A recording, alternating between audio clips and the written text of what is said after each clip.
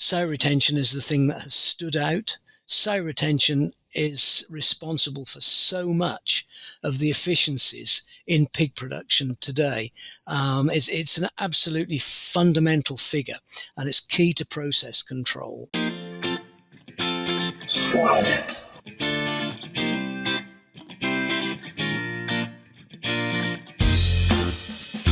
Hello, everyone, and welcome to the Swine podcast. I'm Dr. Tara Donovan, your host today, and I'd like to introduce you to our guest, Stephen Hall. Stephen is with Stephen Hall Management, Quill, and Pig Limited. He's a production strategist, an international data analyst, and a writer. Stephen describes himself as a non-academic from the University of Life. Stephen, thank you for joining us today. That's a pleasure and a privilege. Thank you. So Stephen's worked in the pig production industry for over 50 years, and he has a multitude of experiences. And so, Stephen, nobody knows you better than yourself. So I'd like you to introduce yourself a little bit. Just tell us about where you got to where you are today and some of those experiences. Okay. I first went onto a farm at the age of 12. I don't come from a farming family. And I fell in love with the pigs straight away because my first experience on the farm was to see a litter of pigs born, and that was it. I was sold into the industry from that point. I then worked in school holidays and weekends through to my school leaving age at 16 and went to work on a farm. I've always worked in mixed enterprise, but my responsibility was always the pigs. Although I thoroughly enjoyed the harvest and I enjoyed the cattle and all of that sort of thing, pigs was my passion.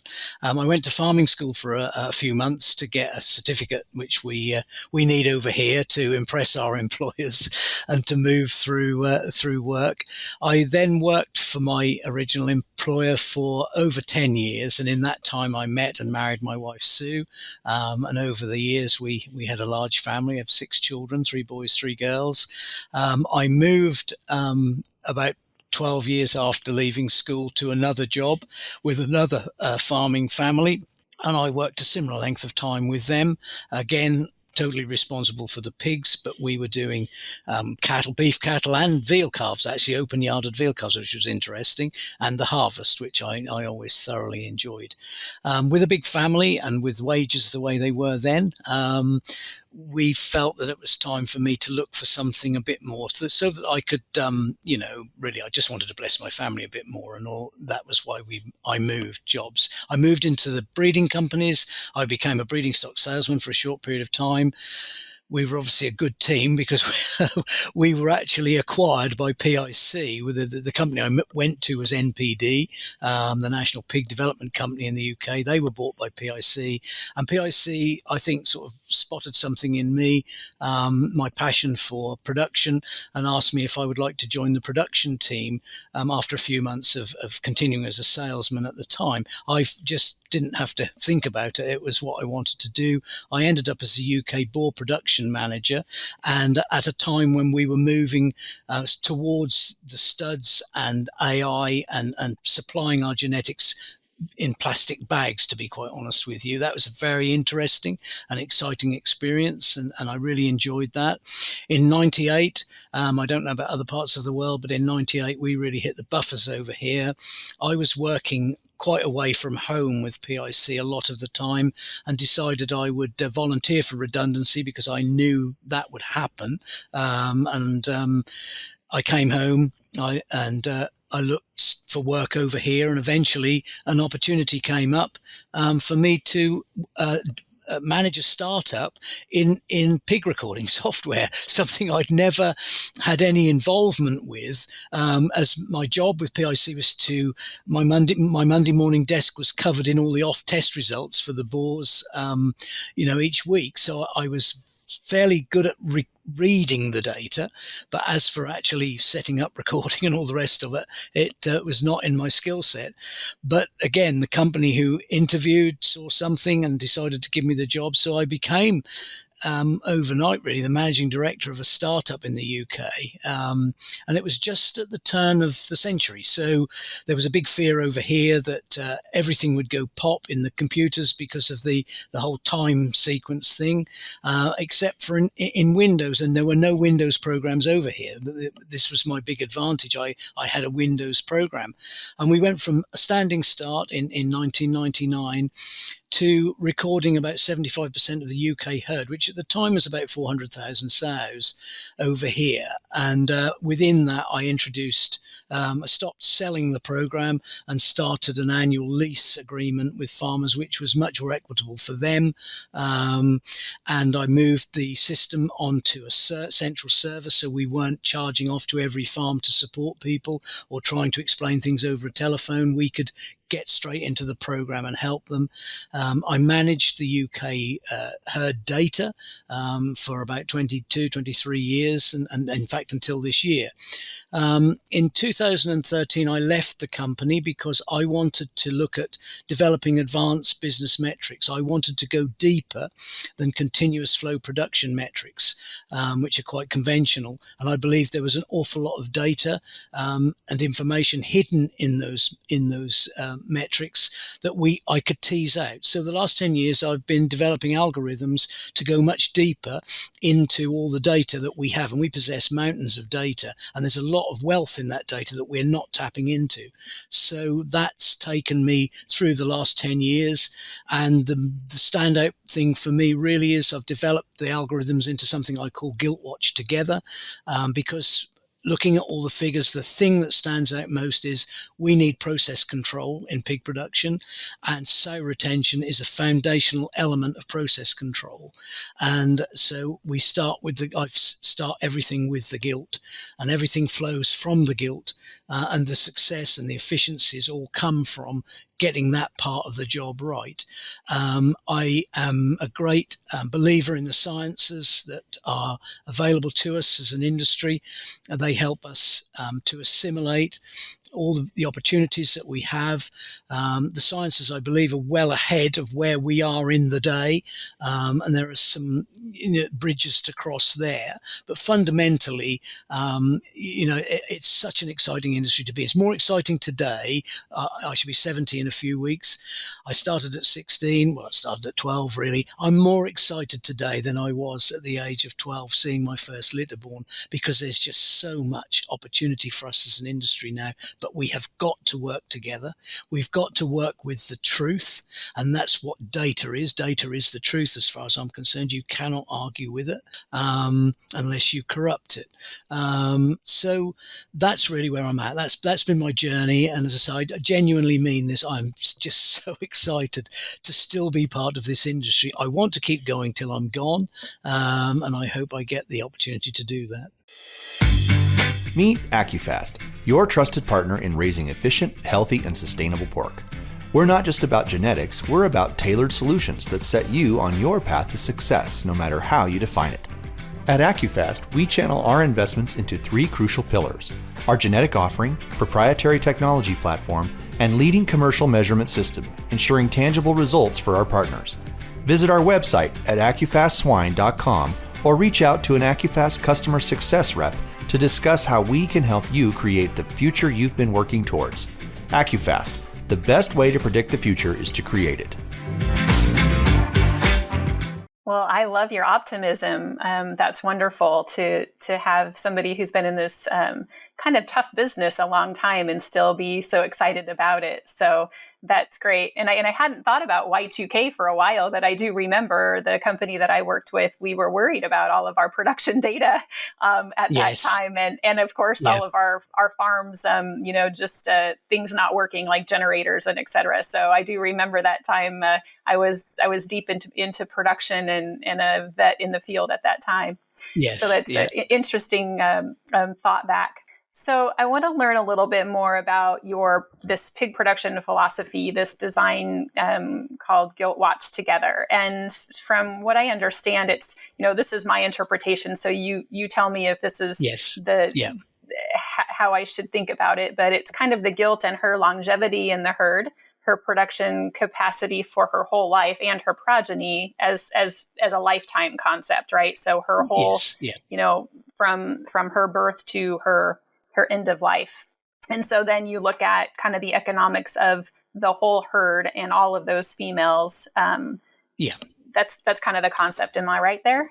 Yes, and I'm looking at life cycle. The very important part of this is I don't look at continuous flow. I look at life cycle. So I isolate cohorts of gilts coming in and I follow them through as a herd within the herd. One of my analysis structures is herd within the herd. And we have got several different herds within the herd that we can analyze.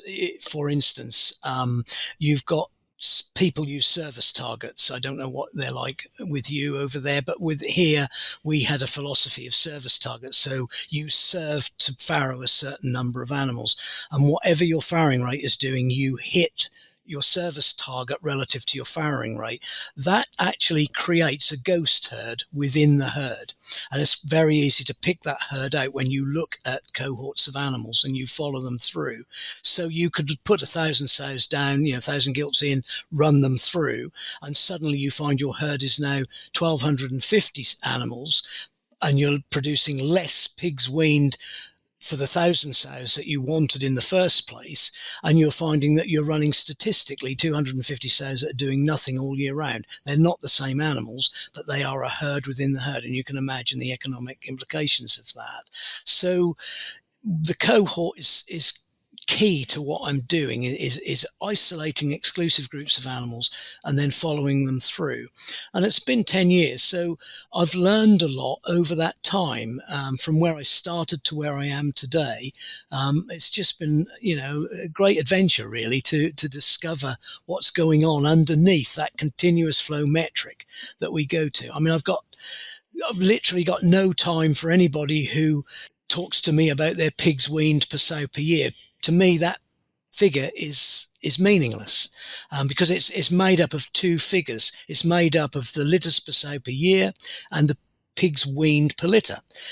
And it's interesting. I was talking to a group of farmers 2 weeks ago, actually, and I put a table up of the top 10 farms, and this is out of a population of 150,000 sows. The top 10 farms in this population ranked only on weaned per sow per year. And the one of the herd that came second, actually, I then added into that, although they were ranked on that one figure, I added another 9 figures, performance figures in, and I indexed the whole thing. So I gave them a ranking of the index on the opposite side of the table.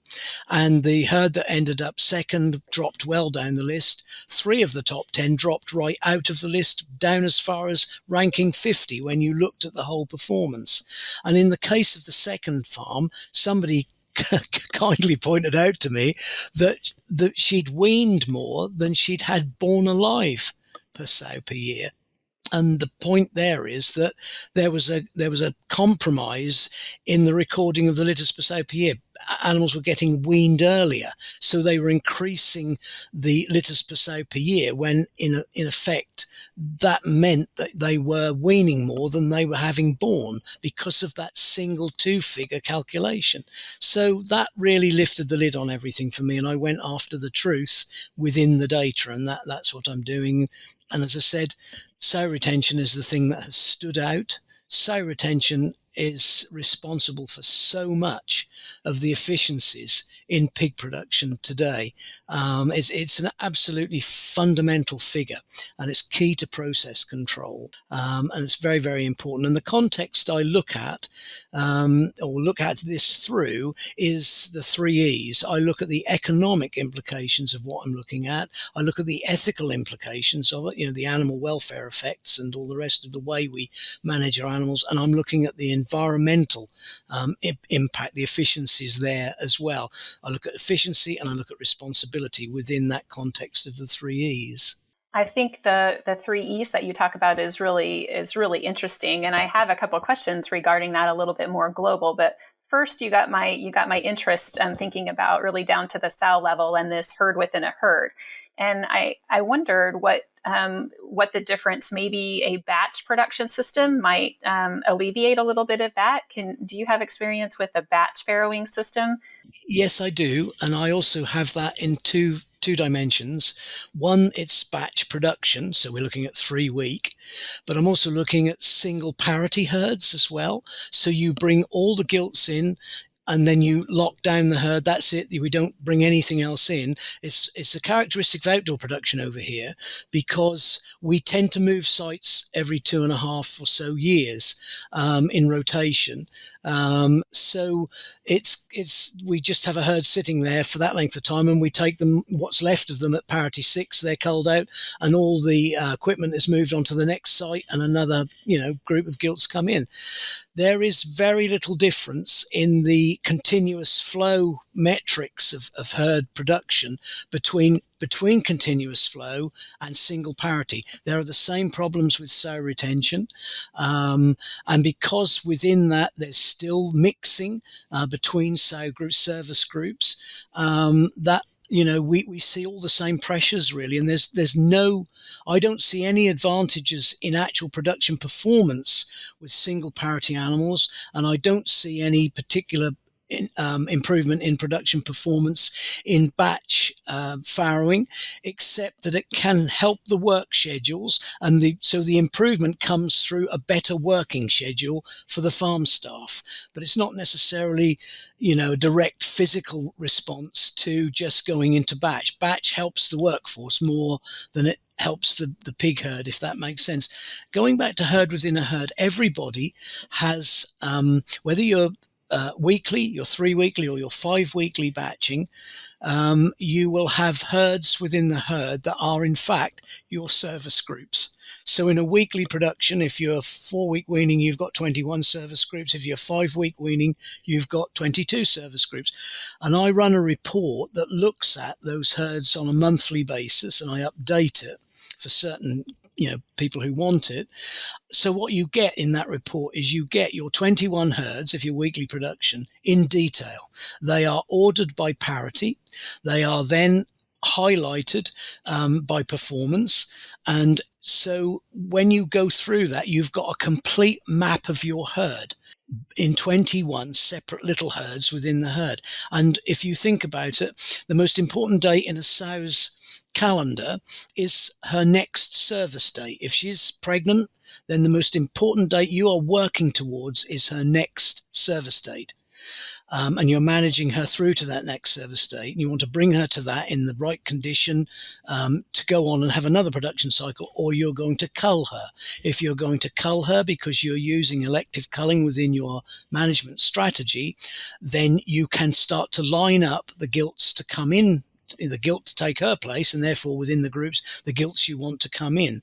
So you do that, and you've got 5 months to play with. You're not suddenly scratching your head 3 weeks out from weaning to think, where are we going to get our gilts from? You've had them in train, you've been preparing them, and you're comfortable in your management. You're not having to think, what am I going to do next? You've already planned what you were going to do next 5 months ago, because you penciled that in to what's got to happen in terms of gilt flow. If you take that a stage further, you get to a point when you're working hard with your sow retention, and you're lifting your retention up to where, my target for sow retention would be, for me, perfection would be 85% at parity 5. Around the world, it barely averages 50%. That's 50 replacement gilts out of every 100 make it to parity 5, and there are an awful lot that don't make it to that. I've seen retention rates at parity 5 as low as 20%. So that's the importance of improving sow retention. So you do a lot of things at the same time as you understand what you're really working with. So if you've got a really good sow retention, the next thing to do with your herds within the herd service groups is to fix the number of gilts you bring in. Then you're taking complete control of the process of populating your service groups, your little herds within the herd. And that really works well once you've begun to get confidence and you're beginning to see the improvements step by step. And finally, within the service group control, we can then go back to the single parity herds and we can pinch an idea from there. And it is this, that if your weekly production, you bring all your replacement gilts for the next 3-week period into the first week, and you form an exclusive service group, and you just keep doing that every 3 weeks. So all the other service groups are multiparous, but you're starting to create single parity service groups within the flow of your 21 herds within the herd as they go round their production cycles. It takes just over 2 years to have, in a parity 6 herd, all exclusive parity service groups. And they work like this. With 5-week weaning, you have parity 1 and parity 5 in week 1, parity 2 and parity 3 in week 2, and parity 4 and parity 6 in week 3. And what it does is, because my objective in production management is to remove as much stress as we possibly can. And that is a massive management of stress. You are removing so much stress. You never mix animals. You get the whole thing under control. And I can imagine every pig producer sitting there listening to this and thinking, yes, but this happens and that happens. And I know all those things happen. So what you're doing is you're building that up, and you're building it up, and it takes you back to sow retention. If you can get your sow retention right, then you can do all these other things. This is what really is important. And so that's what's exciting, because it is, I see people getting nearer and nearer that. I've got somebody, whose records will show quite clearly that they are consistently reaching a 76-77% retention rate at parity 5. And I know they can go on and improve that further. The thing there is that they then go on and keep sows to parity 10 and parity 11. Perhaps we'll talk about the effect of that in a minute. It's good, it looks good, but economically it doesn't stack up, because you've got a lot of animals then sitting in sow spaces that the more productive younger animals should be taking up, but they're not, because these animals are being held onto. It's got a low replacement rate, but the economics of it don't really work. So it's really interesting what we can do, but it all is predicated on getting our sow retention right in the first place. And that's the target, got to be the target, quite clearly. And it's interesting. The big issue is that we've got a sow mortality problem. I hear it, or wherever I go, or sow mortality, big point of concentration at the moment, because our sow mortality is 15, 20%, whatever. Sow mortality is 100%, period. Sow mortality is 100%. Sow mortality is divided into 2 central references: dead on farm or electively culled. But the impact of a sow being removed from the farm, that is sow mortality. So you've got to start to open sow mortality up and look at every aspect of it and what you really mean by sow mortality, because sow mortality, when the sums are done, when I see the arguments around sow mortality, they will look at the cost of removing an animal, and all these things will come into it, where fundamentally sow mortality is 100%. And the more of sow mortality that is elective culling, the more control you've got over your sow mortality. So if your sow mortality is only 5%, then you have got control over 95% of your sow mortality. And if within that you're achieving really good sow retention, then your elective culling is happening when you want it to, which is at parity 5, parity 6. So that's another way of kind of looking at the data and thinking, wow, there's much more to this than meets the eye. And I think what drives me is a desire to learn how things are, not how I see them, or not how they seem when I look at them. I want to learn how things are. And this is what the last 10 years for me has been all about. I'm determined to learn how things are in this industry for me in my area of it, which is production. And this whole business of looking at life cycles has just took the lid off it. It's like opening a Pandora's box, and it's wonderful because you've got so many challenges to begin to take on and to move forward with. And that is really exciting. And the point I've got to most recently, I do a 3-stage report. My first report is a 1 pig report. So I take the Gilt at 8 kilos, weaned off her mum. She's an F1. I take her through to 130 kilos. I don't know what that is in pounds, because sadly we moved to kilos many years ago over here. I prefer pounds, but and I then 250 days. So I've got a weight that she comes in, a weight that I wanted to be at when I serve her into the breeding herd, and an age. So I've got to grow her at 550 grams a day. Not the kind of wonderful growth rates that the geneticists have been able to achieve in all the work that they've done over the last 60 years. I have a challenge. I've got to prepare that sow. So everybody's talking about sow longevity at the moment. And to me, sow longevity and any genetic, connection, if there's a gene for sow longevity, well and good. But I'm not going to rely on any genes for sow longevity. You've given me a gilt that produces big litters and is 50% of my, my finished pig. It's my job to prepare that gilt. Now, I want the breeding companies to tell me how to prepare that gilt. And I want my gilt, from my experiences, to be around 130 kilos, 250 days, and I'll do the rest when it comes to sow retention. I would like some advice on what she's meant to weigh as she goes into farrow at the end of each of those production cycles, how much of sow condition she can afford to lose in lactation, and then therefore what she's going to weigh at the next service for the next production cycle. That's the kind of information that I need. It's my job to prepare that animal. And if I get that preparation right in the way I feed her, then, I'm doing my job. It's the husbandry. And all that has, in my working lifetime, got lost. It's really got lost. We just got, pigs weaned per sow per year.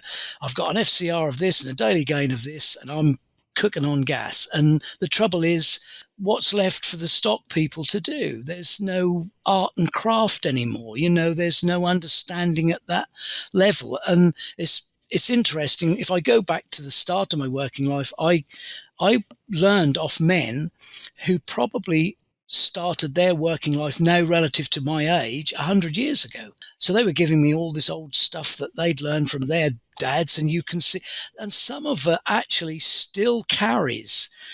We know all about it now, and we understand the science of it, but the bare facts still carry today. And that's exciting, because now I know far more than they did, because the scientists are informing me as to why this particular thing is. And one of the things that stuck with me, one of the few things that I still really hold on to, is that for me, a gilt is a gilt until she farrows her second litter, and I will treat her thus. So she is still, she's not fully formed into a sow, and I'm not going to she has her first litter and that's it, you're a sow, join the rest and get on with it. No, she's a gilt still, and I still want to be looking after her as a gilt. I'm still in that period of preparation, the preparation through to entering the herd, and now the preparation into what I would call the engine room. So when I look at a herd analysis, I look at parities 1 and 2 as the gilt herd. There's another herds within the herd here. The parities 1 and 2 are the gilt herd. Parities 3, 4, and 5 are my engine room. They are the power of the herd. Parities 6 and above. Well, parity 6 can go two ways. It can be my risk herd, or it can be my herd that's supporting any downstream, upstream failure in the sows, because there'll be a degree of that. So my 6s are a confirmation of the very best animals who've gone all the way through, and I only retain the 6s that have had no breeding failure in their record. They really are the premier animals in my herd. Anything above that is risk. So you've got the risk herd at the far end, the engine room in the middle, middle, and the gilt herd in parities 1 and 2. And again, that's all part of the pattern of taking control and trying to drive for this sow retention, which delivers so much. So that's really important. And I've had the joy very recently of connecting with 3, I call them young men. They're a little bit more than young, but they're young men. They're all co-founders of a company that is building, and it's building self-contained environments, and it'll either retrofit old buildings or it will come and build you a new building.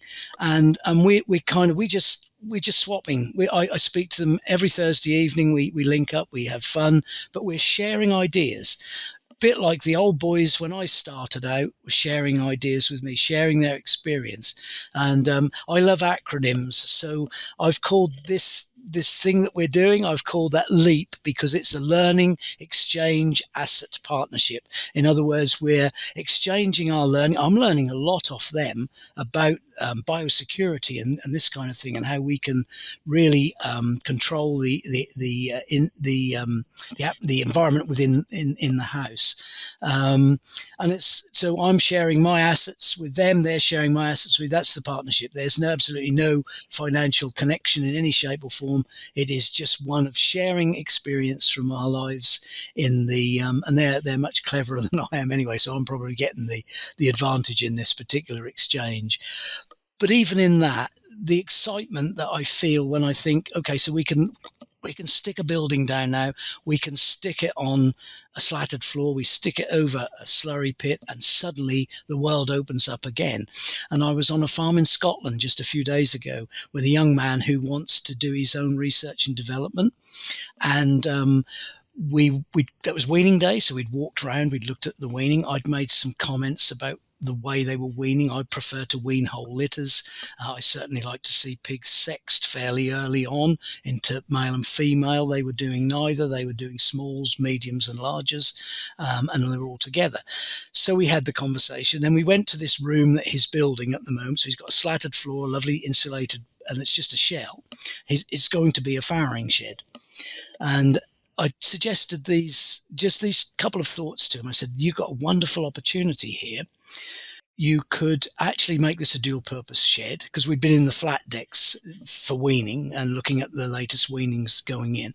You can make a farrowing shed here, which you then convert into a flat deck on weaning day. So you just take the sows out and you switch your infrastructure a little bit to accommodate what you need for the weaners that you have in the flat deck at the moment. And then you can keep them in there for however many flat decks and farrowing rooms you've got that you can convert into the same purpose. So all of your farrowing flat deck is one set of buildings now, but they're dual purpose. So you're keeping whole litters together, and your actual hard work at weaning, which is, filtering them out and where you want them to go, that will happen at 20, 25 kilos perhaps, depending on how many buildings you've got. But the other thing you gain from that is because it's a blood, sweat and tears day weaning on a lot of farms, you can now just take the sows away, they're weaned, and you can now decide when you're going to wean them. If you wean them on Sunday, then you can wean them you can serve them at the end of the week, and your farrowings will start at the start of the week when they reach the end of their production cycle. So you've suddenly got even more control just by thinking things through a bit more and taking the advantage. And then to cap it all, you can look at the gas extraction from the slurry pit, which produces hydrogen and ammonia, and you're building this wonderful circular economy within your building. Because to go again back to the start of my working life, one of the first things somebody told me about pigs was you can use everything but the squeak.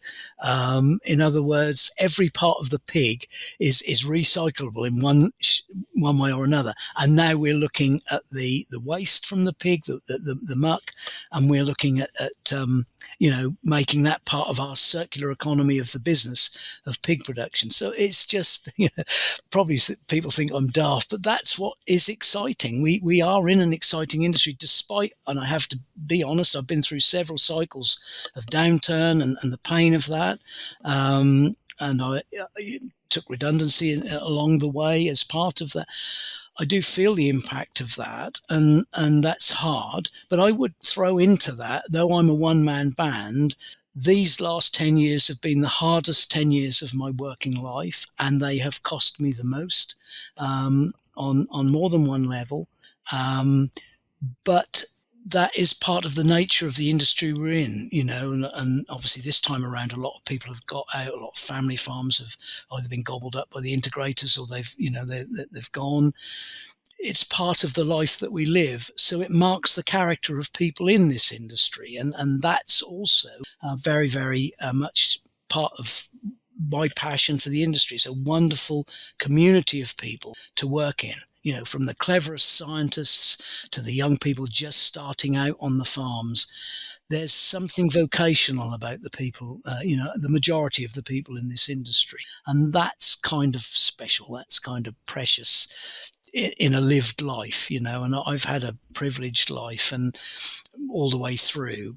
But, we don't just live for work. We live for the quality of life. And I work in an industry that actually gives a lot in that area of life. I get a lot from the quality of the people, and I get a lot from watching just how well they handle everything that they're up against, because they get out of get out of bed every day, and they've probably got one of the highest levels of risk, in any industry, really.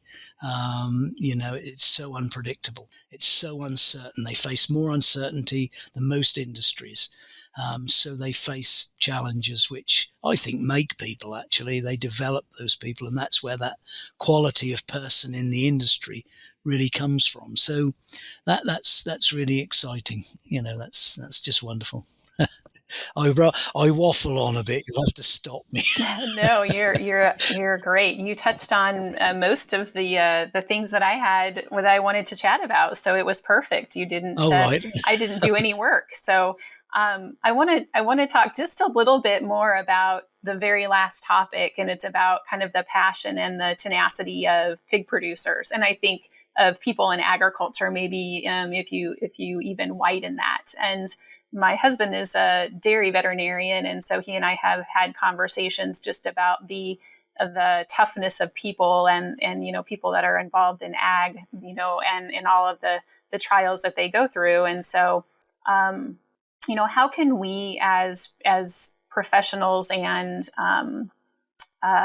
friends and colleagues in the area continue to have conversations about mental health, and just making sure that our clients and our friends are taken care of. And so I think that's something that those of us that have seen you certainly more than I have, but after 20 years, I definitely understand the impacts that the cycles and the economics can have on the passionate people in this industry. So how can we support each other better? I think in my early life, I did suffer. I from the age, ironically, although I'm excited about everything, I was treated quite early on as a teenager for depression, and unfortunately that developed, and I had a series of breakdowns early on in my marriage that culminated in a mental breakdown, and I was hospitalized for a while. And I came out of that, and I knew I discovered, and I won't bother to go into the detail, but I knew why the things were happening to me. I found the reasons why. So I knew what I'd got to do. And I get up every morning and I sit on the edge of the bed, and I can go to the left and I can go into the darkness that has been not far away from me through most of my life, or I can choose to go to the right. And I choose to go to the right. It's almost a daily action. I will go to the right. And out there is all the opportunity and all the wonderful things that go on. In the dark areas, what we can do for each other is try and understand the other person. And people will open up when they begin to know they're being understood. So my wife would listen to the biggest load of nonsense coming out of me in the worst times, but she would listen, and she would keep listening. I owe her an incredible debt of gratitude. They just want to be heard, but they have such a low view of themselves that it's a job to even prise them open, because they don't think they've got anything of value to offer.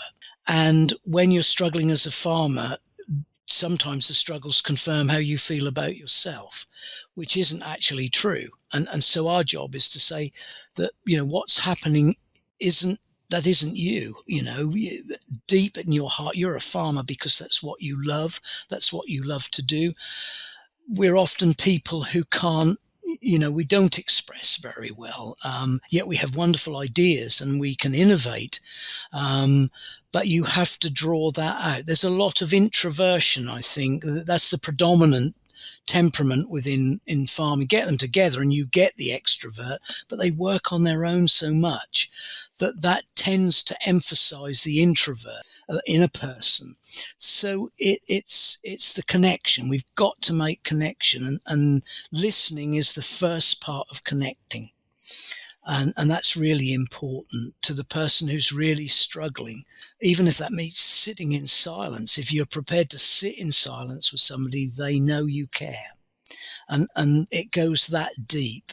And then together you walk up out of that silence, out of that darkness, and you build relationships which, are valuable. And those people that often are struggling the most actually have the most to offer the industry in which we work, but nobody takes the time to break through the silences, to break through the darkness that you can see them in. And we just stand on the outside of them going, I don't really know what to do here. Well, as somebody who has, suffered, but also found, an incredible life out of that, and it adds value to why I see everything the way I do. It's important to just listen, to listen and to learn how things are. That's what I said earlier on in this conversation. To me, what drives me in life now is I want to learn how things are, not how they seem, not how I think I see them, but how are they? And for me in my work, it's been cracking open the data and thinking, actually, that result didn't show me that this is actually happening here, but now I've applied a different calculation in there. This is what is happening. And that's fantastic. And so in that situation, you have to go, people who have struggle, they get you straight away. They understand you. So they're looking for the genuineness, the authenticity within you. And when they connect with that, they're safe. They feel safe. We've got to make people feel safe. And to make them feel safe is to say, actually, you will be all right because you are all right. Whatever you feel about yourself, I don't feel that. And I'm going to show you why I don't feel that, And so you're positive with him. But it's a journey. It's not I'll go and visit Jack and in an hour's time I'll lift him off his backside and he'll be out there happy as Larry, shoveling hay. No, you start a journey with them, but you almost by your attitude to them say, I'm going to stick on this journey with you because you, to me, are precious. You're part of the life and part of the world I live in. There's a lot to you that you don't seem to be able to express yourself. And that's where I would say, that's where I would go with in my answer to your question. I don't know whether that's helpful or not, but that's how I see it. And for me, I've got to say, my wife and I, we became Christians when we were older, and that also brings a dimension to life, which I think a lot in the community of farming actually share that not everyone, but that outlook on life also. And you get it in the conversations, it pops up, so it's that deep felt, self, really. It's discovering yourself. And we sometimes have to help each other discover more of ourselves, much as I'm trying to help farmers discover more of what they can find within their own businesses to latch onto. Farmers innovate. You give them one idea and they'll come back with three more. That's part of the privilege, part of the joy. I'm not particularly clever. I just have the opportunity and the privilege of being able to think a little bit away from the job because of the data and everything that's made available to me. But I'll have a discussion with a farmer, and next thing you know, he's got three more ideas, and I pinch them and go off.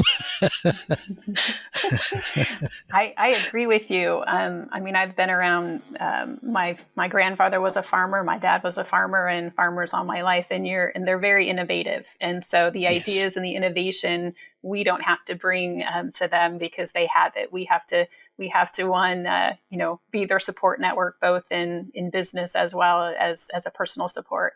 And I really appreciate you sharing that with me, and how we can be there for each other. And it sounds like be there and listen and show you care. It sounds simple for a tough subject, but to really open up and be there for each other. Yeah. And I'd like to add one more thing. I think me now at my age, I don't care what people think anymore, because I'm past my sell-by date anyway. And so I fight. And so, for instance, I write a column over here once a month. And this week my column came out and I was able to make the statement that vocational pig producers care for their sick pigs better than our National Health Service is currently able to care for our sick people. And we need to get the balance right. We get a lot of the problems of, rogue videos and all that over here. We're really under the cosh at the moment. But I'm on the front foot. I'll go straight back out and say, I'm sorry, that's an unsubstantiated assumption that you're making here. And if you come in and look, you will see how well these animals are actually cared for. And the whole animal welfare, we need to be out on the front foot because we're allowing the media to say what it likes. And as I say, most of it is unsubstantiated assumptions. So, yeah, that bit I really love now. I will go out and I will fight, not loudly or opinionated, just sharing from experience. You need to go and look because you're getting it wrong. The other thing over here is we're 50% outdoor, 50% indoor virtually, and everybody's assuming that outdoor is better. No, it's not better. It's different, but it's not better. And it's no better advert for animal welfare than indoor production if you go to a well-run indoor farm. So we need to fight as well. And I think sometimes that's what people who struggle feel: nobody's fighting for me. Nobody's representing me, and I'm becoming weighed down. If I switch the news on, if I read a newspaper, if I talk to somebody in the supermarket, they're all on about animal welfare and how cruel we are, and I got nobody seeming to, out of the industry, stand up and shout. And it's important. Just naming one name, on LinkedIn today, Todd Thurman had a post around that area. Good for him. He's saying, look, we need to look at this properly. We need to understand what's going on here properly and not be under the weight of pressure that we are at the moment from the animal welfare lobby. And I will stand with him in that. I agree with that. Yeah, we definitely have to be advocates for what we do and what we stand for. And I think that kind of envelopes into the general personality of farmers, and we're not boastful. And so some of that, is hard for us to do, but absolutely. And like you said, you can say it as you see it now at this point in your career. And I think we need that, right? So, I often get, "Granddad, you can't say that." Like, I can, and I am. Yep, absolutely. Well, I think we could talk for another hour because it's been very, very wonderful. And I want to tell the listeners that you have some great articles on your LinkedIn page. So if you want to learn more and dig in a little deeper about some of the specific topics that we've just barely covered, visit Stephen's LinkedIn page. And so I appreciate reading some of those and keep them up. It's time for our famous 3. We have a time and labor-saving product for you. AgriSlats by Healthy Farms is your solution. No more lugging jugs around the barn every month. With AgriSlats, you simply drop the slat through the floor twice a year, and it works to break down solids, reduces crusting and forming. To learn more, visit myhealthyfarms.com. And so as we round up here, there's 3 questions that we always ask our guests. And so the first one is give us your favorite book or resource that you use that's in the area of your expertise.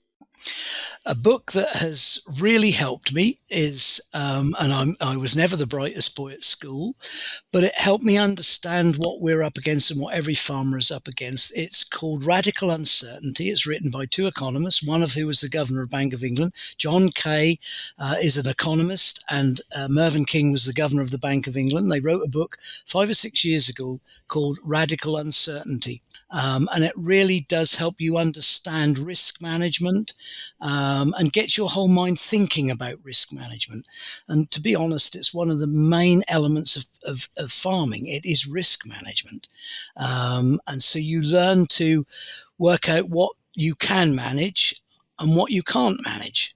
And I think that helped me a lot, really. I mean, I could think of a score of books that I'd love to talk about, but if I had to say one that really helps, that's the one for me. That really got me thinking about risk management and liability and all of that kind of thing, which pig herds carry a massive economic liability, which if you suddenly stop them with a disease or you close them down over a welfare issue, they have got a huge economic liability being carried at that moment. And that is a huge risk to be running with every day.